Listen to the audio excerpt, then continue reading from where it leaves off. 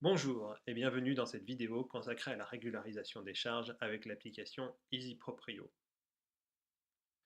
Pour accéder au formulaire d'édition, il nous faut presser le bouton Charge en dessous du bien de notre choix.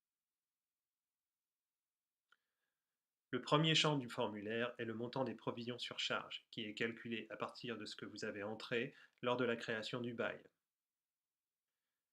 Ce champ est modifiable, même si vous ne devriez pas avoir besoin de changer le montant. Le deuxième champ est le montant des charges réelles. Depuis la version 3.0 de l'application, le détail de la régularisation est optionnel. J'y reviendrai dans la suite de la vidéo.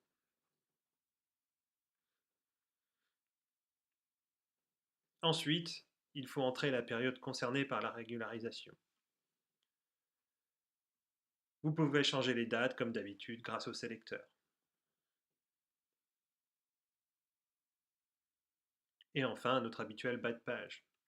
Nous en avons parlé en détail dans la vidéo sur les quittances de loyer, je ne m'attarderai donc pas plus.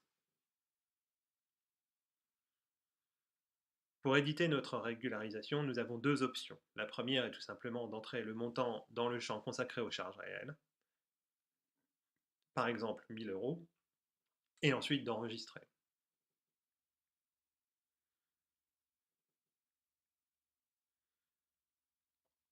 Nous pouvons, comme tous les autres types de documents, l'envoyer par email ou l'imprimer ou encore l'ouvrir dans une app compatible PDF.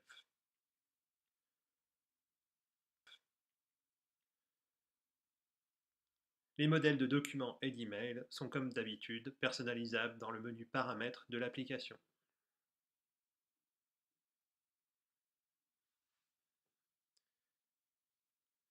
À noter que nous avons deux modèles.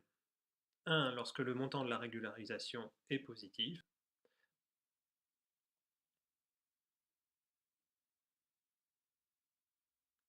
un autre lorsque le montant est négatif.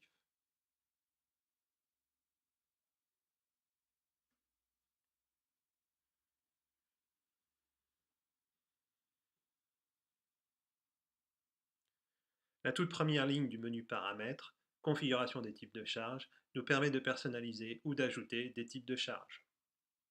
Ces types de charges sont utiles si vous souhaitez ajouter le détail de la régularisation.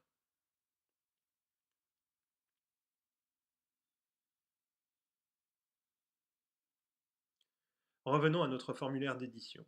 Comme je le disais précédemment, nous pouvons entrer le détail de cette régularisation en pressant Détail des charges, puis le bouton plus en haut à droite. Il nous faut tout d'abord choisir un type de charge parmi la liste que nous venons de voir. Prenons par exemple charge générale. Ensuite un montant, disons 200 euros. Et enfin une période. Notez que la date de début et la date de fin de la période peuvent être identiques.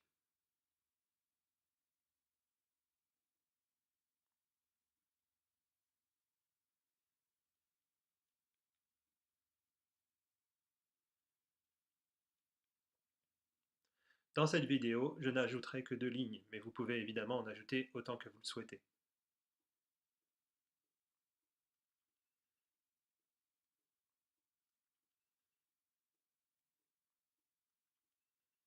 Je reviens sur le formulaire des charges.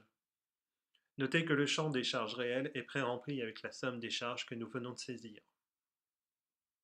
J'enregistre.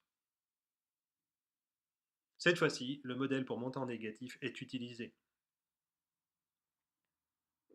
Nous retrouvons en deuxième page le détail des charges que nous venons de saisir.